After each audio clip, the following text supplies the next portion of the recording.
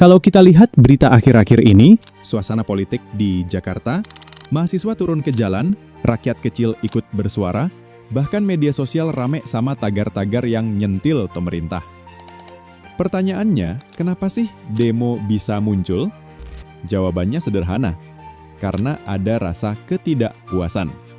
Ada jurang antara apa yang rakyat rasakan dengan apa yang pejabat janjikan. Nah, sebelum kita bahas lebih dalam tentang demo yang lagi terjadi, kita harus tarik mundur dulu. Indonesia itu kan negara besar, punya sumber daya alam melimpah, jumlah penduduk banyak banget, bahkan masuk top 5 dunia. Tapi anehnya, dengan semua potensi itu, kok masih banyak rakyat hidup susah? Disinilah kita mulai mikir, apa yang salah? Kita coba jujur lihat kondisi Indonesia hari ini.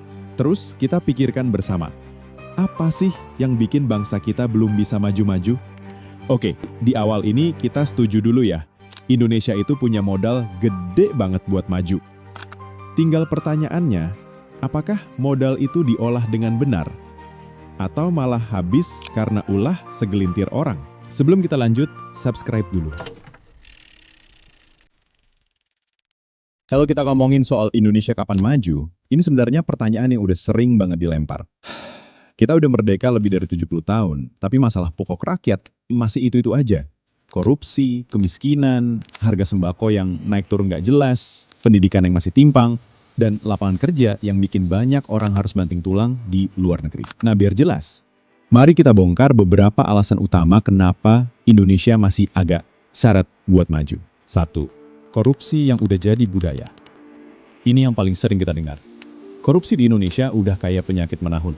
Dari level pejabat kecil sampai pejabat tinggi. Kasusnya banyak banget. Bahkan kadang kita jadi kebal. Tiap ada berita pejabat ditangkap KPK, rakyat cuma bilang, oh biasa itu mah. Padahal dampaknya luar biasa.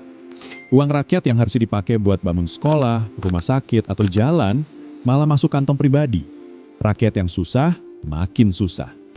Lucunya lagi, kadang pejabat yang korupsi ini masih bisa sini melebar di TV.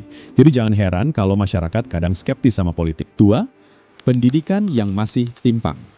Kalau kita ngomongin negara maju, salah satu syarat utama pasti pendidikan yang merata dan berkualitas. Di kota besar, mungkin anak-anak bisa sekolah di tempat bagus, akses internet cepat, bahkan bisa les ini itu. Tapi di pelosok, masih banyak sekolah yang atapnya bocor, gurunya kurang, bahkan ada murid yang harus jalan kaki puluhan kilometer cuma buat sekolah. Akibatnya, kesenjangan makin gede. Anak kota bisa bersaing di dunia global, sementara anak desa masih berjuang buat sekedar lulus. 3. Politik yang terlalu ribet. Politik Indonesia tuh unik, kadang lebih seru daripada sinetron. Setiap 5 tahun sekali, rakyat jadi saksi drama rebutan kursi, janji manis, sampai saling serang. Tapi masalahnya, setelah terpilih, seringkali pejabat lupa sama janji. Yang mereka pikirkan malah bagaimana caranya bagi-bagi kekuasaan. Rakyat jadi cuma penonton. Inilah kenapa banyak demo bermunculan, termasuk yang sekarang lagi ramai di gedung MPR. Dan sekarang, kalau kita lihat suasana di depan gedung DPR lagi panas-panasnya. Jalanan dipenuhi mahasiswa. Ya, inilah wajah demo di Indonesia. Demo di depan gedung MPR itu bukan hal yang aneh. Sejak era reformasi, gedung itu udah kayak panggung utama buat rakyat menyalurkan suara. Karena di sanalah para wakil rakyat duduk, bikin aturan, dan ambil keputusan besar. Kalau diperhatikan, hampir setiap demo besar di Indonesia pasti ada mahasiswa. Karena mahasiswa punya energi, idealisme, dan keberanian.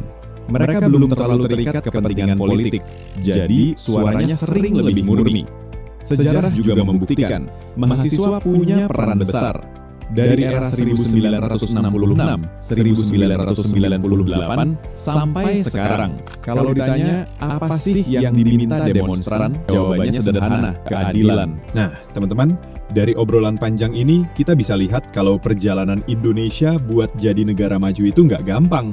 Jadi kalau ditanya, kapan Indonesia maju? Jawabannya ada di tangan kita semua.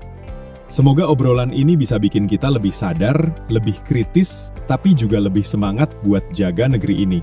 Itu dulu obrolan kita, sampai jumpa di video berikutnya.